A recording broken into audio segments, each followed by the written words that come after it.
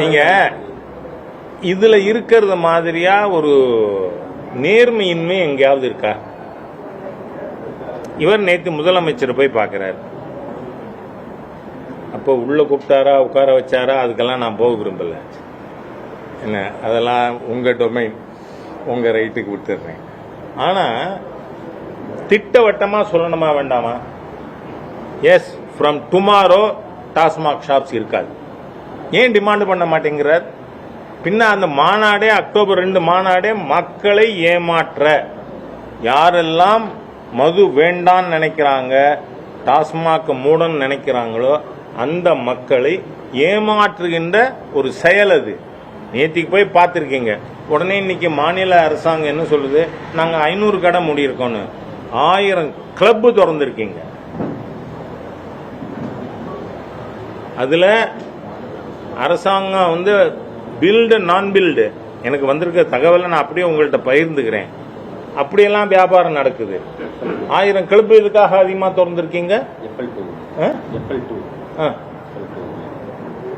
அது என்ன சிஸ்டம் பாருங்க, அது புது லைசன்ஸ். அந்த லைசன்ஸ்ல இவங்க 1000 கொடுத்துருக்காங்க. அதுல என்னன்னா ஆன் பேப்பர் 150 பேர் தான் கிளப் மெம்பர்ஸ் தான் அதுல இருக்காங்க அப்படின்னு குறிப்பு. ஆனா ஆயிரக்கணக்கான கோடிக்கு வியாபாரம் ஆகுது. அதுல சாதாரண டாஸ்மாக் கடையில் ஆகிற வியாபாரத்தை விட அதிகமா நடக்குது த்ரூ தட் கிளப். அதனால இது எல்லா விதத்திலும் மக்களை முழுமையாக ஏமாற்றுகின்ற மோசடி அணுகுமுறை. அதுக்கு ஒரு ஃபேக்கேட் அக்டோபர் 2 கான்ஃபரன்ஸ்ங்கிறது பளிச்சுன்னு நேற்று கேட்டிருக்கணுமா வேணாமா? அவங்க செய்யறாங்க, செய்யல வேற. It's for the state government to decide. ஆனா திருமாவளவன் அவர்கள் என்ன கேட்டிருக்கணும்? எனக்கு நாளையிலிருந்து நான் அக்டோபர் 2 மாநாடு நடத்துறதுக்குள்ள தமிழ்நாட்டில் இருக்கின்ற டாஸ்மாக் கடைகள் மூடப்பட்டிருக்க வேண்டும். அதை நாங்க எதிர்பார்க்கிறோம். அது எங்க கோரிக்கை. சொல்லலாம்ல. சும்மா இருக்கிற மத்திய சர்க்காருக்கு எதிராக பேசுறாராம். என்ன அதுக்கு நீங்க பார்க்கணும்னா அப்ப என்ன ஆகும்? முதல்ல இந்த 2 ஐட்டம் ஜிஎஸ்டியில் இல்ல.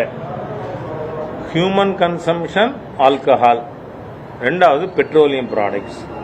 முதல்ல அது சென்டருக்கு போகணும். நீங்க ஏன் அது 2 மாத்திரம் இன்னும் சேர்க்க விட மாட்டேங்கிறீங்க? ஜிஎஸ்டியில் சேர்த்து மேக்சிமம் மார்ஜினல் ரேட் ஜிஎஸ்டி 28% போட்டாலும் டிஎன்ஜிஎஸ்டி 14%, சென்ட்ரல் சிஎஸ்டி 14.